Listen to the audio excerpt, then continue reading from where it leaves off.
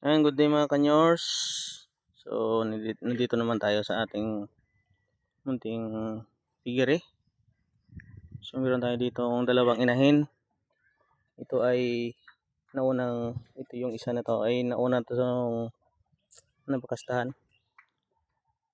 Estimated natin mga anak to March 14. Dahil binilang natin. Simula nung kanyang pagkasta November 18. 114 days. March 14 yung estimated natin. Ito naman yung isa naman December 7. So March 31 yung estimated natin na kanyang panganak. Tingnan natin. Wala tandaan na malapit ng manganak yung yung ating baboy ay madalang na po siya na gumagalaw. Always sila na nakadapa at hindi sila masyadong gumagalaw. Yan, na malaki na yun siya, no? Yung isa.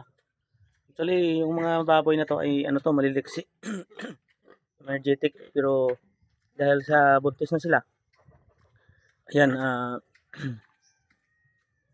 na lang sila, dahan-dahan sa paggalaw. Yan, buntis. At palagi silang nakadapa na tutulog. So, hoping na makapag-produce tayo dito ng malulusog at maraming bake. God's grace. Marami natin to. So, yung kabilang kwarto, yung division nandiyan sa kabila ay wala. Lagyan ko ng manok, hindi muna ako nagpatining kasi yung waiting tayo dito sa mag-produce nila. Katapos natin itong pakainin. Yun yung mga baboy natin. Pagsisimula tayo. Actually, first time ko itong nagsimula ng dalawang inahin. Hoping na makaparami tayo.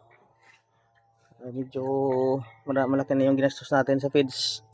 Pero kapag nanganak, mababawi na natin yung ating gasto. Yan sa mga nagbababoy, ano po yung mga tips sa mga kapwa ko nag-aalaga ng baboy? Ano po yung mga tips natin kapag buntis yung ating baboy? Ano po yung ating magandang gawin or magandang technique para magiging malusog yung ating baboy?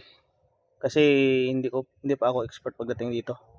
Baka kayo ay marami pa kayong alam tungkol sa pagbaboy. Marami kayong mag-comment sa video na to sa comment section. Yan lang muna ang update natin to sa ating maliit na baboyan. Maraming salamat and God bless.